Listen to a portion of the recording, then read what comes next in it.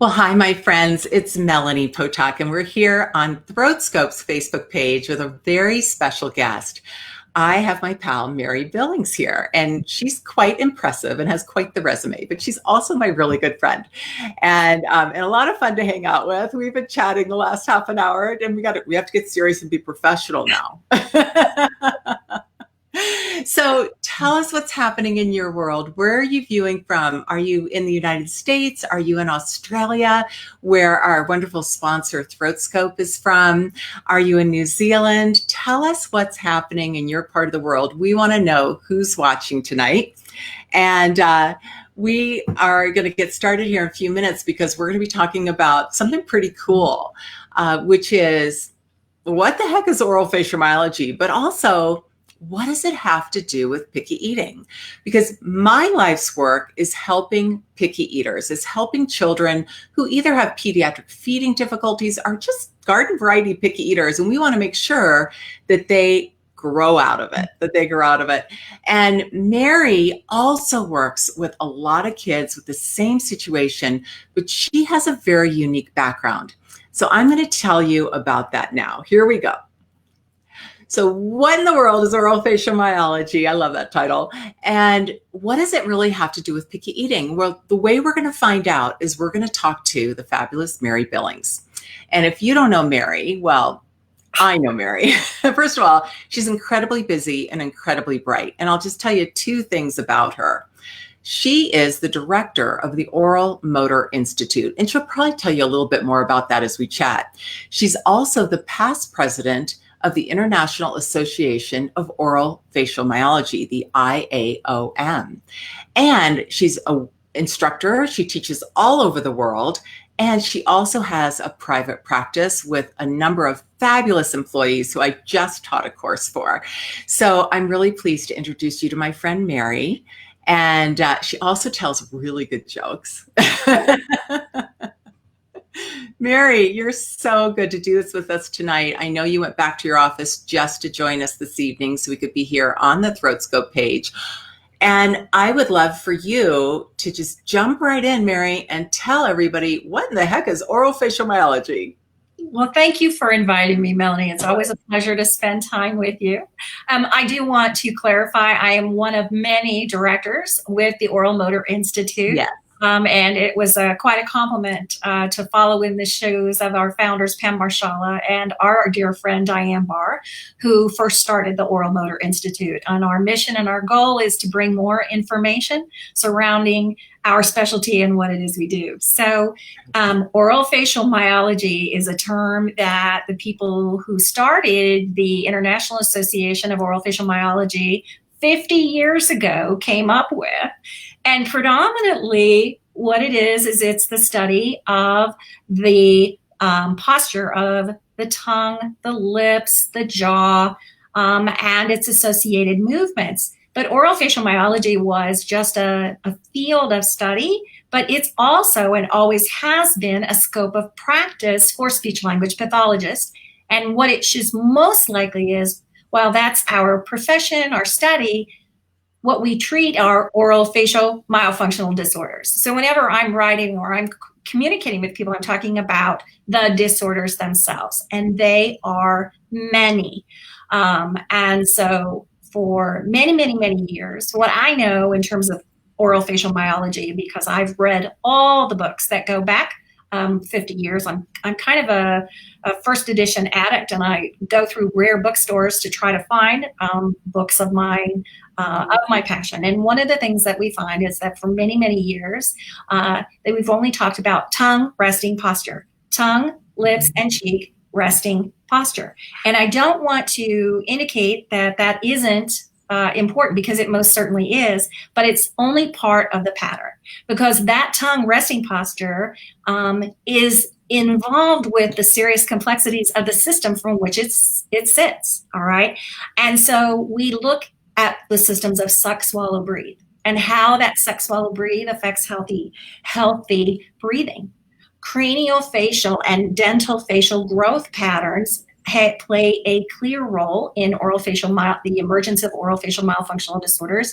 And a big part of that is chewing. So now you begin to see how feeding sort of comes through. When we look at that chew, we're looking at the quality of the bolus that we're producing, because the quality of the bolus has a lot to do with how the gastrointestinal system breaks it down. And in most cases, with moral myofunctional disorders, we're going to see a lot of people chewing inappropriately and taking in a lot of air. Because digestion starts with the chew. Digestion, that is exactly right. I have a good friend who's a physical therapist, and she came into specialing and working a lot with myofunctional disorders. But one of the things she shared with me, I found so curious in my many plus years of working, I'd never heard this. She said that 70% of her referral base as a physical therapist were from gastroenterologists. And when I asked her that, I said, why? And she said, for gastroesophageal reflux. And she was adamant that people who suffer from a reflux disorder have an airway problem.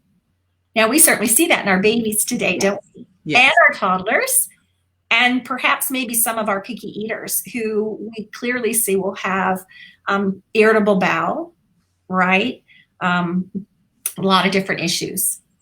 Well, when you were mentioning that there's so much more to this than just tongue thrust, that's what you're really saying there. Because everyone's like, oh, you do tongue thrust therapy. Well, yeah, that's a small piece of it. But for me, and I'm not a certified orofacial myologist, I've taken the 4-day introductory course twice because I love it. And it's really helped me in my pediatric feeding career. But for me, what orofacial myology is really about balance and facial structure and how that influences the way we perform, the way we chew, the way we digest, the way we swallow. That's function. That's known as function. And what that comes down to, as you just said, is physiology as well as the motor component. But can you just speak a little bit more about facial structure? Like, what does that really mean? Because I think, we think of structure like the structure of a house and the foundation and the walls and the roof. That's actually the exact same analogy I use when I teach my 4-day. I talk a lot about face and facial growth. People can go out and there are books galore today where they really talk about and the focus in the area of oral myofunctional disorders for many years came from the dental world. That's what tongue thrust. Tongue thrust was a term. Reverse swallow is another one. It was coined by dentists. So that tongue thrust pattern was identified by ASHA through speech language pathology. And when I went to school, it meant they had an S and a Z distortion, and that tongue is just in the wrong place. It's so much more than that. So the analogy that I use when I'm teaching about the face and craniofacial is when we build a house, the very first thing that we do is we dig out the dirt to lay the foundation. Mm-hmm. Now, I don't know whether you have basements in Colorado, but I live in Tornado Alley, so every house has a basement, we've learned. And part of that is establishing the I-beam that goes from one side to another, and that provides core stability. Once we have that central structural support, we can put on the floor, and then we can put up the 2x4 as we start to put up walls, and we can construct a roof on that. And once all of that's in there, well, then our systems come in. Our utilities can start functioning with plumbing and electricity and heating and cooling and all of that. And so eventually what happens is that we know if something destabilizes that solid foundation, that first built structure, then the rest of the structure is going to start to suffer. It's going to start to shift. So we get foundations that crack. We get cracks in the walls. We get doors that aren't level anymore. We get shifting in the roof so the animals can go up into the attic. There's a lot of different things. And if we think about our face and our head, it's no different. It is the structure, in all honesty, upon which we build our health, because there are two functional systems that must survive in the human body. One is the ability to breathe, and one is the ability to swallow. We start doing that neonatally, and we don't stop until the moment we die. We're still handling our secretions. We're still swallowing. We're still breathing. So we need to build that good foundation. If we start having functional changes where the function can't operate within the home, then we're going to start to see the changes in the structure, like narrowed nasal system, deviated septums. We're going to see changes in our hormonal system, because depending on how the cranial bones are shifting, we're going to have changes with pressure in our pituitary gland, as well as our thyroid. Our thyroid sits right there next to the hyoidal complex system. What is that designed for? Swallow. So this whole notion of that tongue rest posture was not wrong, Melanie. It was not wrong, because bone needs pressure to grow, and that tongue provides that first stability. For many, many, many years, and I know you've heard it, you have a lot, we have wonderful colleagues. I think probably the first person I heard this from was Jennifer Meyer out of Texas when I took her class, because we all seem to take each other's classes, that fine motor skills will never exceed gross motor. Have you ever heard it? She's one of my best friends, and I've taken her courses. And right? As a matter of fact, I interviewed her for a Facebook Live as well. Yeah, she's lovely. I enjoy every minute of it. And I know that we hear that from our colleagues all the time. But what I'm going to leave you with, and how I'm going to end this, is I think we have it backwards. So we want to say that we need to have the stability of the trunk and core strength and all of this movement, so that we have hip flexion, and then we can get up on the feet. Feet goes and builds in within the feet. But the reality is, the very first muscle that functions neonatally and develops, a baby is not born holding up their head. A baby is not born trying to roll over or having shoulder girdle or abdominal strength to roll. A baby has tongue. So the tongue becomes the first primary postural support system. And when that tongue is not moving adequately up and down, then the ability for the rest of the system to stabilize begins to shift and is sometimes compromised. And I don't think as speech pathologists, we're very well educated in looking at the anatomy and the physiology to really figure out that correlation. That's such a good point. I'm using my throat scope here because I just want to demonstrate your concept, and that I think what people think about in terms of speech pathology, but also orofacial myology, is this right here. Oh, yeah. Right? Oh, yeah. But really, in order for your mouth to work well and to operate efficiently and effectively, it's got to have a good nose and a good airway, and all of that is connected, as you just said, right? System, the breadth and the width of our face, right? So important. Yeah, exactly. And the roof of our mouth. Of this, right? What's the tongue going to pump up against if we don't have a solid core palate? Yeah. Right? That's another thing that we build our support from. So you're absolutely right. Mm-hmm. For the parents listening, I'm going to try to show you my palette. It's a little tricky with me doing it myself, but so that's what Mary's saying, is you've got to have, the tongue needs that stability to push up into the palate. And that's actually what helps shape our face as well. Grows our face. That is correct. Yeah. Yeah. All right, Mary. So what do you think this has to do with picky eating? Especially let's talk toddlers and then a little bit older. And then we can take even older kids from there once their face is formed. So when we talk about these functional systems, right? And I'll go back to this whole idea of the primary function of the entire oral facial complex is to breathe, which gives us life, and swallow, which gives us nutrition. Mm-hmm. Then suck, swallow, breathe becomes to urges very, very early in life, right? And neonatally, we know that it is present and developing by 12 weeks gestation. I tell parents this all the time, that the studies will show how much intake a developing infant is capable of. That being said and done, it does not completely, the swallow and the swallow physiological process does not completely mature until that 40th week of pregnancy, gestation. So we think, I have a niece who's a NICU nurse. And I think I had one that was 35 weeks. And I think about all the feeding problems that he had that I just could not figure out. So a lot of times when we look at these babies, they haven't finished developing, and they can be experiencing all kinds of things. A lot of times we're going to see these are their babies with our high bubble palates or very narrow palates. They can be some of our babies. I know I've seen a proclivity in the last few years that every time there's a baby who has a feeding problem, we want to attribute it to a tongue or a lip tie, period. Yeah. And I'm like, are we looking at everything else? Because the cranial structure, obviously, plagiocephaly can play a role in that suck, swallow, breathe, as can torticollis. If I'm working with a 90-year-old and I have to teach them how to keep their head this way in order to swallow, it all goes back to the swallow for me, because we're sucking and we're swallowing and we're moving through different food products before we get to the next series, which is the motor of chewing, which takes us to the picky eating. And one of the biggest things that that struck me is our good friend Diane Barr speaks greatly about working the jaw. Whenever she's talking about little ones that are not developing chew, she will talk about strengthening those jaw muscles.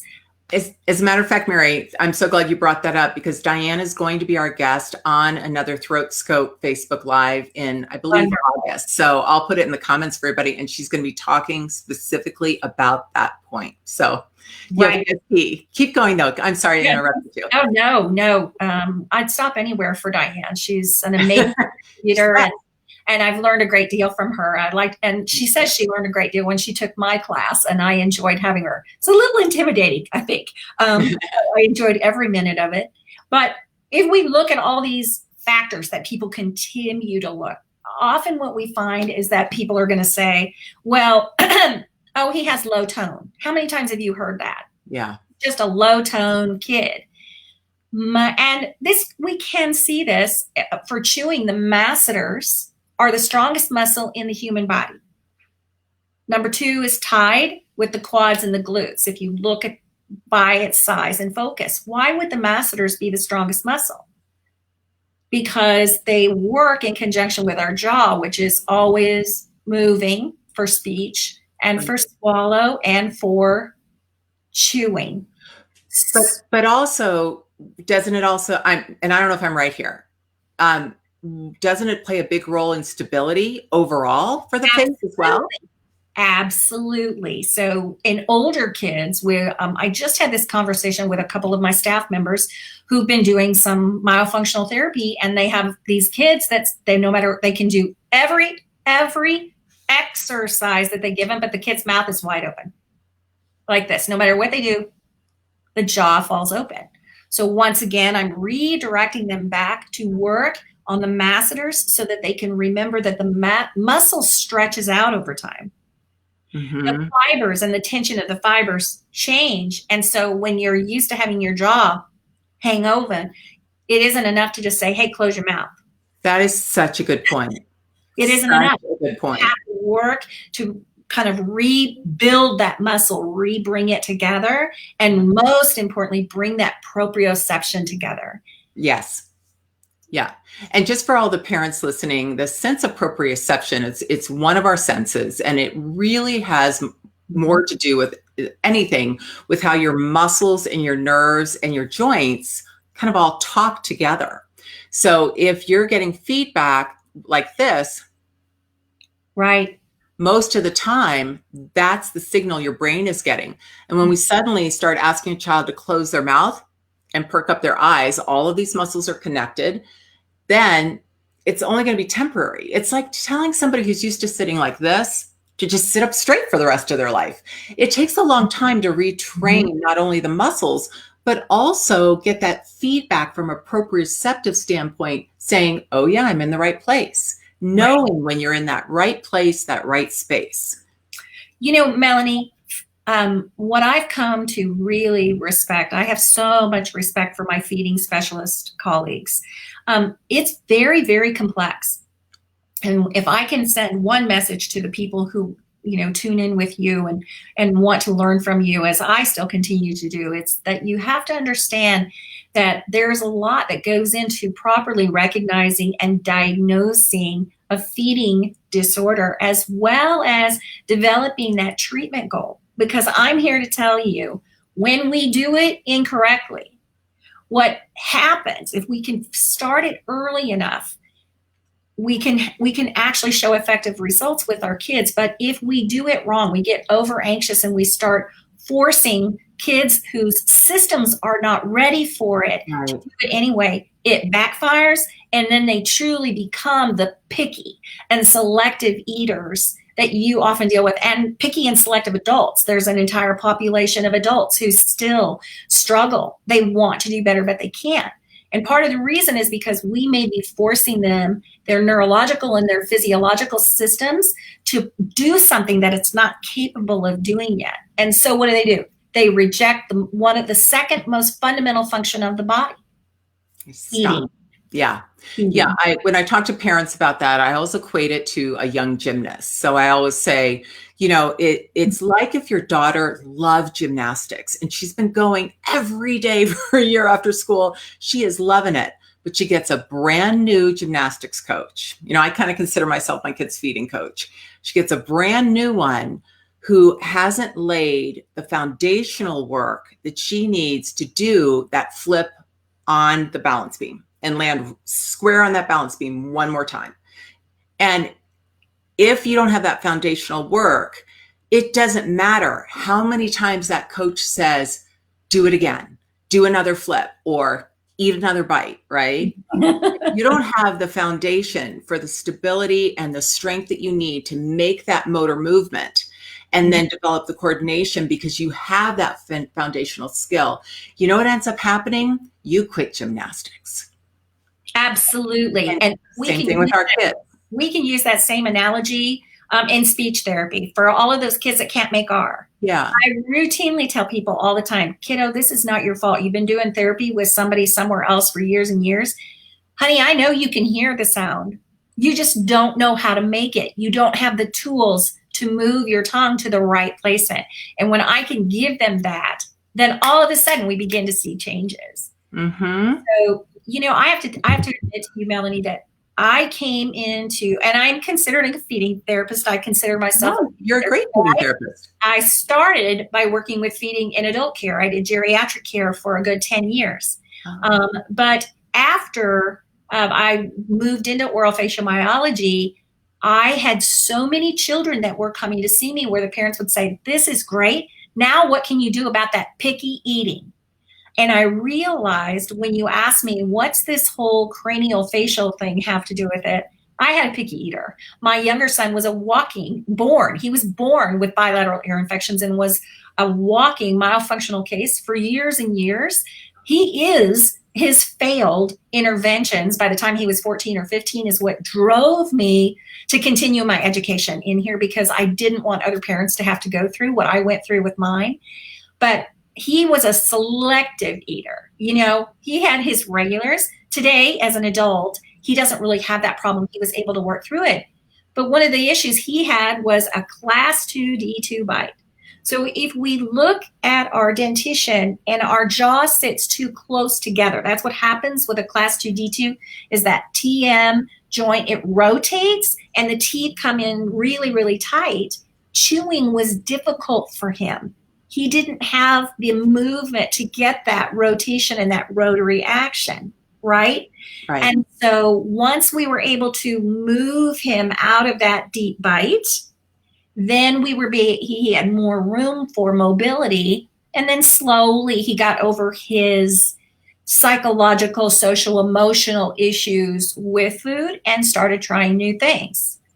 So I'm assuming, though, it didn't just happen overnight, because all of those learned behaviors based on the emotions around food and the anxiety around it, et cetera, as you said earlier, becoming a picky eater is very complex, and no two kids are alike ever. Yeah.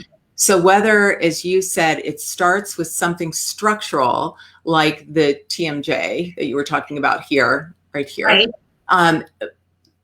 The whole point is, just because we go get that fixed doesn't mean the kid suddenly becomes an adventurous eater. There's still a lot of work to do. And I know you worked with him quite a bit. So Mary, on our final note then, before we start taking questions from our audience, is can you tell me, and I know that this is just a broad number, but if you had to come up with a number in your years of doing this, how often do you think you see kids who come in with speech issues? And let me ask you twofold. How often do you see kids come in with speech issues that also have or have the need for more orofacial myology type of treatment? Does that Oh, make it's sense? high. It's Just tell me very about speech versus OFM, and then I'm going to ask you about feeding. okay. So I didn't always do it this way because for the longest time period, it was sort of like this is a myofunctional problem, and it's reserved for this age bracket. The more I began to delve into the anatomical and physiological aspects, I began to track it back. So when I do assessments on kids from all the way up now, we always do a very intensive, I've coined a new phrase. I call it an oral structural functional exam. Structural functional exam. Instead of oral mechanism, right? The mechanism, structural functional. So we can look functional. At the size of it. Yes. And I would say probably 80% of our kids who come in are having these underlying, remember, an oral myofunctional disorder is not a tongue thrust. It's not where the tongue is sitting. It's a series of symptoms that deal with the systems of lip closure and jaw movement and cheek and bolus collection, okay? And we're looking at all of those systems. And so we tend to see a very large part of the population. I have a colleague, Patty Fisher. She's been working even a lot longer than I have. And I had the great opportunity to teach a one-day class following my 4-day in Brisbane with Patty last year. Hello to all my friends in Australia. They're all here. One of the things that Patty really worked to reiterate in the class is the primary function of this complex is breathing, swallowing, and speech and music and all the other things we do with our mouth is a secondary function. And as professionals, we've always been trained that it's the enunciation and the language that predominates everything. But if we can back it down and ensure that the two functional systems are in place, then we're going to be able to work through, no matter whether the child has a cleft or ASD or anything else, we're going to be able to work through those issues with them to ensure that they can have better speech production. If everything's working, speech comes out. That's like a tweetable moment right there. If everything's working, speech comes out. I like that. I'm going to tweet that. Okay. Well, last question for you is, so in your career, clearly you see the need for more myofunctional therapy to coincide with speech and possibly even language development. What about feeding? How often do you see kids who come to you strictly with the concern about feeding? Okay.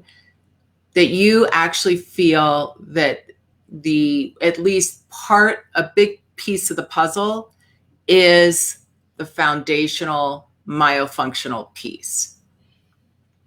You know what? That's a perspective switch for me, because it seems like my caseload, and ever since COVID hit, I have more babies, and it's very nice. In a time like this, there's nothing better than hugging onto a baby, right? And most of them I'm seeing for feeding therapy, because they have not yet developed and moved through those milestones up to the age of 2. I see. But if we are asking me a 3, a 4, a 5, a 6-year-old, there are certainly plenty of those kids who come just for the feeding therapy, and to a fault. They all have managed to adapt in some way or compensated in some way that it is manifesting itself again in this feeding issue for them, whether they have interrupted suck, swallow, breathe, Mm-hmm. Breathe, swallow. The collection process. I will often tell my parents, if you, every time you go to the stove and you're going to cook, you burn your hand on the burner. The next night when you come home, are you going to want to turn the stove on? No. You're going to you might be willing to turn the oven on and try and throw something in there, or you might try a microwave or even maybe an electric skillet, but you're not going to want to turn that stove on. And I find that I think a lot of aversive eating in children is because it doesn't taste good to have food that's stuck all over inside your mouth. And whenever I have a parent who doesn't understand that, I will challenge them to go out to dinner that night and hold that piece of steak in their cheek for a good 30 seconds and tell me if they get all the way through eating their steak. And usually the answer is no. That is such a great point. I especially just want to close here before we start taking questions on the fact that a child's face is continuing to change from birth to, gosh, even the teen years, really, right? But especially that birth to what, Mary, age 7, 8, is that kind of dominantly right? Yeah. Right. So that's in terms of facial. The cranium is full grown by 2. So the facial bone expansion is usually 7, 8. And then again, we're going to see more breadth, but it's much, much smaller. There might be a surge in growth patterns for boys in particular. I saw that with my oldest son at a later age, but usually for females, it's pretty much ready by the time they're 9 or 10. Well, for me, what I find interesting about that is that we will get these kids who'll go through a typical stage of picky eating from about 18 months to maybe 3 years, kind of expecting them to grow out of it. But yet they end up on our caseload when they're 4 or 5 because they never did grow out of it. Well, if we really look back at their history, and it could be that I'm just now trained to really look for this, but when you look back at their history, I'm not saying this is the only reason, but it's a piece of the puzzle.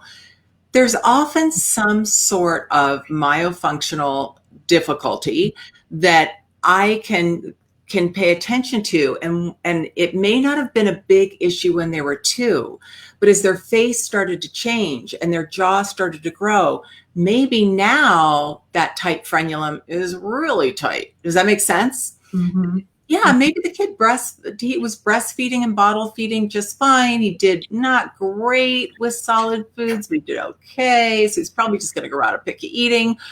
And there are many different factors, as we keep saying, that come into pediatric feeding disorders. But we have to remember that your face changes over time. Things start to shift.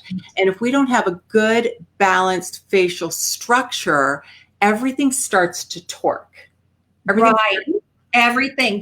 I love that word. Everything starts to torque. It starts to move. Just the day before yesterday, we had a beautiful little girl who came in to see us. Mom was concerned. She wanted an airway assessment, which I found just absolutely wonderful, that a parent could say, I think my child has an airway problem, because we used to reserve that just for professionals. And sure enough, she had giant tonsils. She was not breathing. Her speech was not quite so bad, but guess what she was demonstrating? At the very end of the report, Mom said, she really doesn't eat very much. She's really selective. So I'm going to challenge you. If anyone in this group who's signed in tonight has had a really massive head cold, do you feel like eating? Yeah. Does anything taste good? Well, you have this wide open mouth because you cannot breathe, which is also simultaneously changing the structure of your face. And nothing tastes good. Is it any wonder that we tend to avoid it? Of course not. So kids are not consciously manipulative enough to make that decision at 2 and 3. They don't have the maturity and the understanding to do it. They just know what they don't like, so they tend to avoid it. Mary, this has been so amazing. And I have to tell you, the questions are just flying by. Also, if I'm hoping everybody has noticed, ThroatScope is doing a great giveaway tonight. Make sure you read the rules in the Yes, comments. like Throat I know. Scope. And they're actually giving away a starter pack, which is here's your ThroatScope light up tongue depressor. And it comes with the light up base, but it also comes with two of the depressors itself. And then they're also going to give you a pack of 50 extra depressors. So take a look at the rules, everybody, so you can enter for that. And then what I also wanted to mention was that we've got a lot of questions coming in. I'm going to pop a few of them up on the screen. But Mary, if you don't mind, while I'm looking for them, because I think we've got, oh my goodness, hundreds of people watching here tonight. Mary, could you explain to everybody about this? It's kind of a myth that orofacial myology is exercises. Exercises is a piece of it, but can you kind of tease that out for everybody and just speak to our audience about that? And I'll pull a question up for you while you are. I actually, I think it's a very fair question. It is. That's how the whole program got started. Much like here's how to treat a tongue thrust. The great Roberta Pierce, if you've ever learned anything about myofunctional, her name ought to ring a bell for someone. And she had a list of exercises. I don't know about whether this is true in dentistry, but I can tell you the very first set of exercises that ever came out were created by a dentist, because orofacial myofunctional disorders were first identified by our colleagues in the dental profession. And they were trying to see how they could avoid malocclusion. So they came up with a list of this regimen: do this, do this, do this. Okay. Mm-hmm. And so that pattern has followed us for many, many years.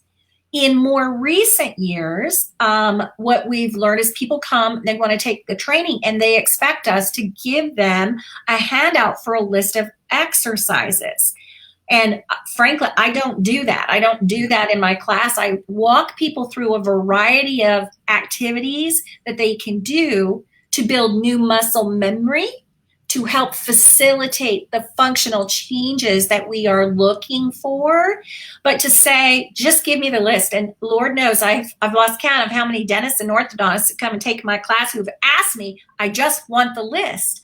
If it was that easy that everybody could give me a list of everything that I should eat every single day so I could drop 40 pounds overnight.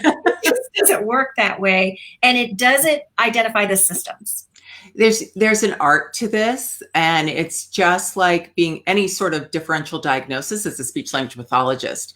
Right. If we all just had a series of exercises to learn how to correct a lisp, then we wouldn't be going to graduate school. But yes, there are exercises to do, but it's customized for each child according to their age and according to all of the difficulties we're seeing in functioning. Modification.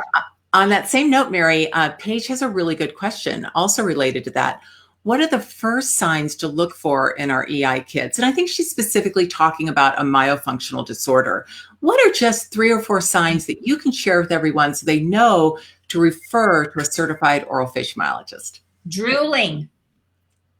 Excessive drooling. If you're working with a 24-month-old, or you're having a child that's breaking some teeth and you know they're breaking teeth, that's not atypical. We're going to see some drooling, but drooling is a big one. And drooling, you're often going to see airway. So these are your kids, their mouths are always wide open. If their mouth is open, then their tongue is down. Tongue protrusion, like this, which we see in many kids, is a really good sign. Many times that tongue is protruded because they're trying to open the airway. Okay. Yeah. If you have a child in EI who you know has food intolerances, food allergies are huge. Are you finding that as well, Melanie? Absolutely. Lots and lots of food intolerance, lots of lactose intolerance. That's one of the signs that we're often going to see with our children, as well as the jaw muscle that Diane addresses so well. Yeah. Is those jaws are just hanging over, and we're just going to see lots and lots of messy faces while eating. That's fantastic. Thank you so much. Mary, I see a lot of people asking the same question, so I won't pop it up on the screen. They're all wondering if you're going to be offering any courses virtually, but also where they could get courses to learn more about orofacial myology. Okay. So I've had opportunities to teach this course all over the country. I teach for the IAOM. This is a certification track course that I teach, and I choose to do it that way because I believe that it's really important that people have the additional training, and there's some specification and there's somebody watching over us. Much like I had to finish my CCCs for my SLP, I felt like I needed my COM to do myofunctional. So I've lost track, like you, Melanie, for how many people have asked if we would teach our 4-day course virtually online. We don't have any plans to do that as yet. Believe it or not, we have a course in 2 weeks, and then we have a course every month through the end of November, and all of them are full except for our November course right now. We have people who are willing to travel. We will look at possibly doing virtually, but to do a 4-day solid day lecture, one of the biggest issues is the tactile sensory component part of the course. How do you do that on yourself? If you can't get a movement on yourself, we can often help you acquire it when we're there and we're touching and we're tactile. The other thing I ask people when they say, oh, can I just listen to you lecture? There are certain parts that are lecture, but what kind of learner are you? Because for me, long time in front of a screen, I can't listen for hours without multitasking or nodding off. So for now, we're still doing our live courses and traveling the country, and hope to be able to travel internationally again next year. We have a couple of places online for next year, but if things continue to swing much worse, we will most likely look at trying to bring it online for people. Mary, for the future, where will they find those courses when that time comes? You can find my courses at our dedicated website, which is at www.oralfacialmyologyconnection.com. Okay.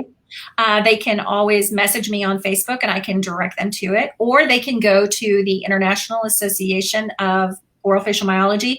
On their website, our course and our course dates are all listed under courses that are available. Fantastic.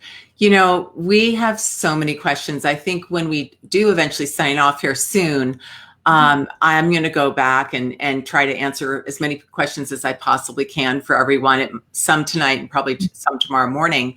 But there was such a good one here from Lynette that I just wanted to close on this. It's a little bit long, so I've posted some of it here, but I think it's one that a lot of people wonder about, because she says, I have a 14-month-old who was born at 38 and a half weeks gestation, born with torticollis, resulting in plagiocephaly. Also have a tongue tie, which was resolved with 2 surgeries. She also wore a helmet for 3 months. Now she eats most of what I give her, but she doesn't chew enough. She overstuffs and she coughs when drinking with thin liquids from cup edge. Does she need oral myo treatment? Well, that's a little bit of an accidental loaded question. Traditionally think of— She needs a good feeding therapist. Yes, yes. Lynette, I love the way you're thinking. Thank you. Yes. And yes. So torticollis and plagiocephaly, they take time to resolve. And what we know is once our babies are born, they are working through all of their motor systems and incorporating their oral reflexes. If you read Suzanne Evans Morris, Lordy, I'm having a moment here. And Lori Overland, Robin Merkel Walsh, Suzanne Evan Morris, Catherine Gemma, they do a great job of outlining for us what those functional milestones they are and when we should acquire them. But if your baby is still overstuffing and they're not chewing and they haven't developed those motor milestones, a good feeding therapist trained in their motor skills can implement a lot of these same techniques, but not necessarily what you would call traditional orofacial myofunctional therapy. We usually don't start that until about 3 years of age. And I think I love Lynette's question because that's why I took the 4-day course twice. Sure. It's because as a pediatric feeding specialist, now I just think about the way all of our muscles interact. And as the baby's face starts to change, and Diane Barr's book is so amazing for that. It's called Nobody Ever Told Me or My Mother That. But all of that contributes to the ability to try new foods, as does just the way our whole body and the stability of that and intimate relationship between the gross and fine motor skills that we've been chatting about this whole time. So Lynette, I had to put your question up here because it's what every parent asks when it comes to having a younger child with a history of feeding difficulties. These babies with the right treatment do get a lot better, and they get either very close to catching up with their peers, or they catch up with the peers. And frankly, sometimes they exceed their peers because their peers needed feeding in the first place. So I just really want to reassure you, Lynette, that finding a pediatric feeding specialist who also has a background in the facial musculature, maybe they've really, if they haven't been able to take the course or get certified, they have Christy Gatto's book, they have information from Mary. You know, the more that we broaden our horizons, the better help we can give these kids, and the more pieces of the puzzle we can find sooner and get that puzzle put together. That's what we're really trying to do here. Lynette, our whole goal for your daughter is to get her on the right track by having her develop those motor milestones so she can continue to build her healthy house. Because the longer it goes untreated, the longer it's left to see if it will auto-resolve, as many parents are prone to do. I know I had the same issue with my preemie, okay? Then what we're gonna find is those structural changes are going to start to occur. So the goal is the earlier we work, the faster we finish and we get out. But the longer we wait, then often the more layered the problems become, and then we truly do. And the statistics of kids that move into developing oral facial myofunctional disorders, like they've done studies on preemies and babies that spend time in the NICU, and the correlation for later going on to develop myofunctional disorders is extremely high, like 70 or 80%. Right. But it's usually because they're not receiving that intervention early enough.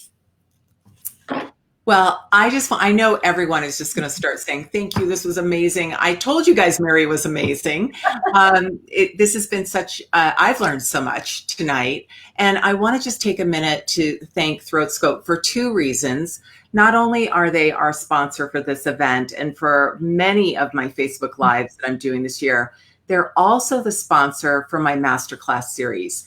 And as a matter of fact, I saw that Barbara Taylor is on tonight listening, and I'm going to be teaching a private masterclass for her group in July. Mary, I know I taught your private masterclass as well.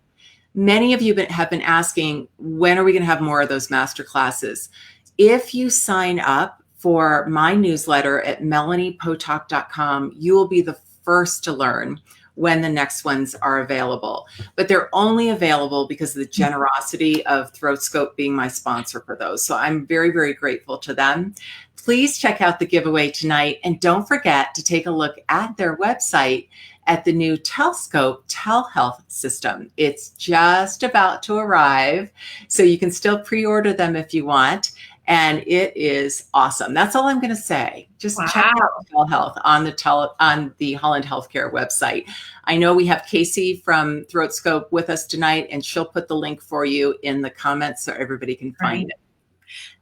Thank you so much for inviting me, Melanie. It's been always such a pleasure to sit and talk about these kinds of clients with you.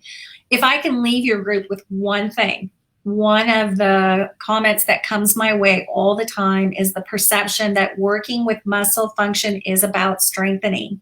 Mm-hmm. And I want to correct that idea. It isn't about making healthy, strong muscles. We're not in the gym. It's all about coordination. So we need to work on improving the coordination. And when we can do that, then it becomes easier to see those functional changes. And I hope that people seriously consider, I see a lot of names coming up from people who have taken my course. And I appreciate that very much, but I hope I can leave that for people that don't have as much access to really understand coordination. It's all about coordination. It's all about coordination and balance. And balance and health. And health. I love it. Health. All right. That's a great way to end it. Stay well, everybody. Thank you so much for tuning in tonight. Thanks, Mary. Bye-bye.